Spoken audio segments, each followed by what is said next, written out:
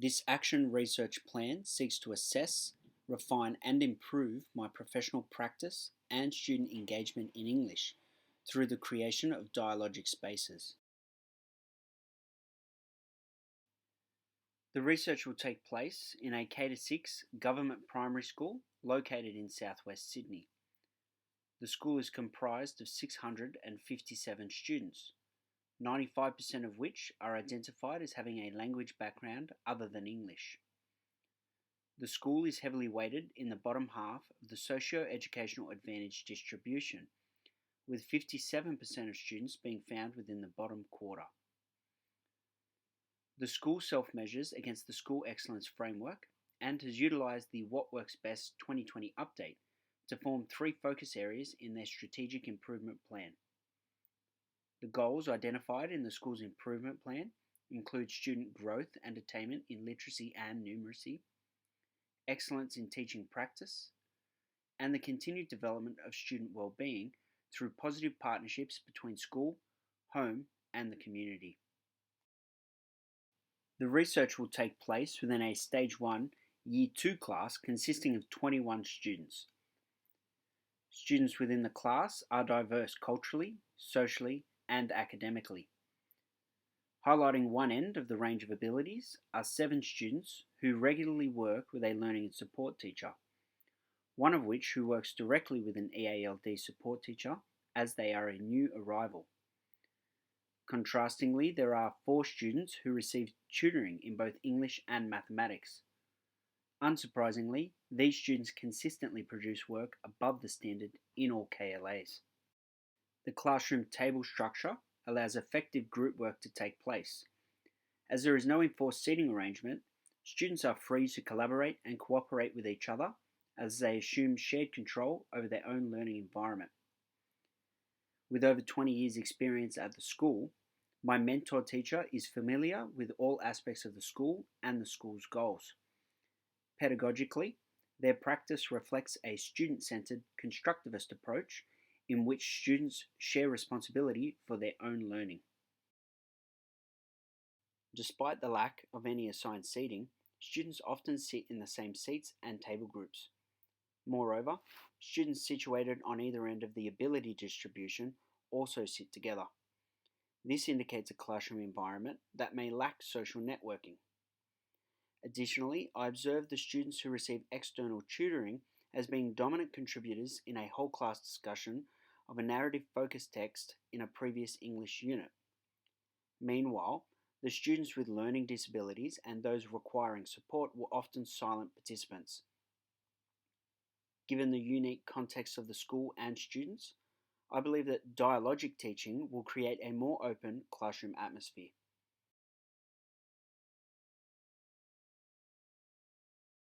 In order to cultivate the essential branches of 21st century education, namely collaboration, cooperation, creativity, and critical thinking, students must learn to reflect upon the how and why behind their thoughts and actions. Dialogic teaching offers an avenue through which students can interrogate their own and their peers' thoughts and beliefs. When implemented effectively, students will become more engaged in discussing English-focused texts, as their active participation in classroom discourse helps to guide and shape their learning, resulting in a student-centered learning environment. Reflecting on my own practice, it is evident that I also need to allow shared responsibility within the classroom. Dialogic teaching, then, gives opportunity for myself to adapt and improve my practice. It also aligns with the strategic directions of the school as a means to facilitate student growth and attainment in literacy. As a focus text in my mini unit of work, I've chosen the book Those Shoes by Mary Beth Bolts in an attempt to engage the class in discourse about themes present in the book, with which students may have prior knowledge or familiarity. Please refer to the following slides that show each learning experience in my mini unit of work.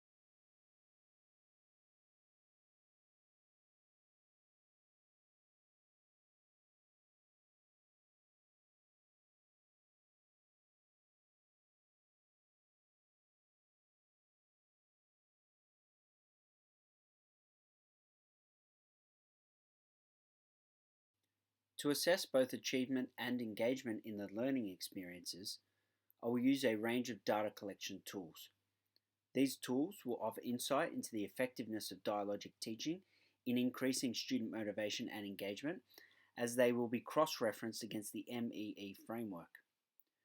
Moreover, they will highlight my ability to effectively implement dialogic teaching pedagogies and provide a relevant foundation for critical self-reflection of my own teaching practice. Ensuring I have data from both individual and group-based tasks, work samples will be collected from experiences 1 and 3 in the form of the prediction worksheet and the wants versus needs poster. These work samples will be annotated and checked for markers of cognitive, affective, and operative engagement. Observations will also be used to collect and collate data. Consistent with Burton and Bartlett's suggestion, I will utilize both overt and covert observations. During class discussions and activities, I will observe students to evaluate their achievement and engagement. Student achievement will ultimately be determined by their ability to meet the outcomes in the syllabus. However, observations are useful to ascertain current levels of progress. These observations will be used in conjunction with my observations of engagement in class discussions over the course of the mini-unit of work.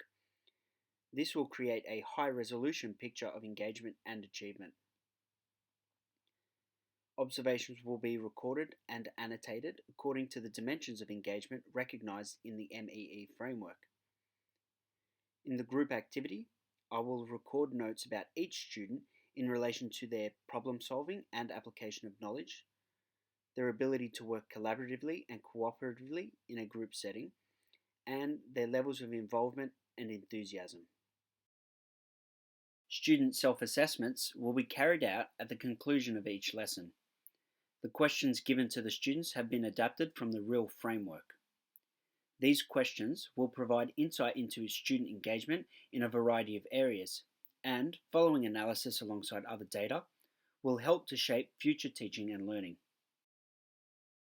As with all data collection tools, those chosen to analyze achievement and engagement in my action research plan have both affordances and limitations. Affordances of work samples include their ability to display the progression of learning in students. They can be submitted by individuals, small groups, or constructed as a class, and they can take many forms, including written and digitally aimed tasks. On the contrary, work samples may not accurately depict engagement or achievement. This is especially true for group tasks. Work samples are also open for interpretation. Observations are both practical and efficient. They can be both overt and covert and provide visual, real-time data that work samples cannot. Like work samples, observations may be interpreted subjectively. Overt observations may affect student performance, and when they are not systematically implemented, observations may not be accurately recorded. Student self-assessment offers an avenue for deeper engagement via reflection. Short questionnaires can easily be completed at the end of a lesson. Limitations of self-assessment include the difficulty in developing the right set of questions for students. Students may struggle to answer their questions reflectively, rendering the self-assessment ineffective. As each data collection tool has both affordances and limitations, likewise each student has strengths and weaknesses. We must ensure that consideration of all the data is triangulated. Thus, we as teachers must take a holistic approach to our analyses to ensure a fair and thorough assessment of student engagement and achievement in our action research plans.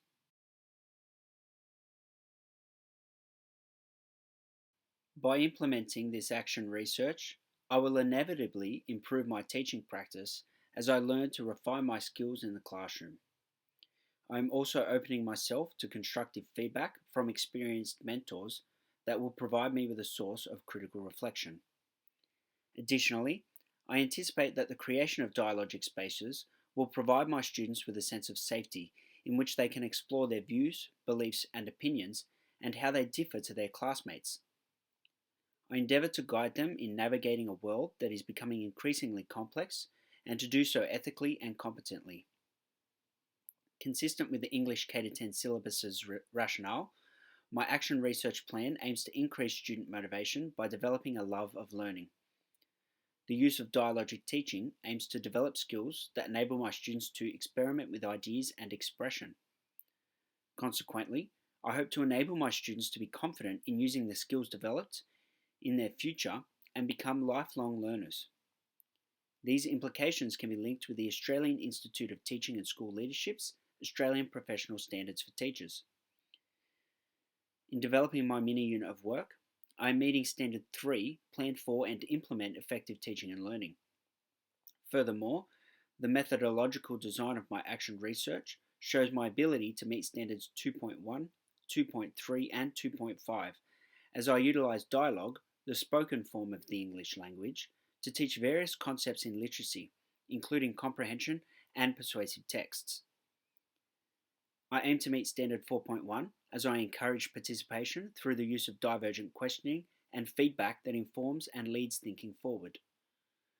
The various types of data collection tools I've used allow me to assess student learning, interpret data, and make consistent and comparable judgments, demonstrating my ability to meet Standards 5.1, 5.3, and 5.4. Lastly, by reflecting critically on the outcomes of my action research and any potential feedback I receive, I will improve my practice as a teacher and therefore meet Standards 6.2 and 6.3.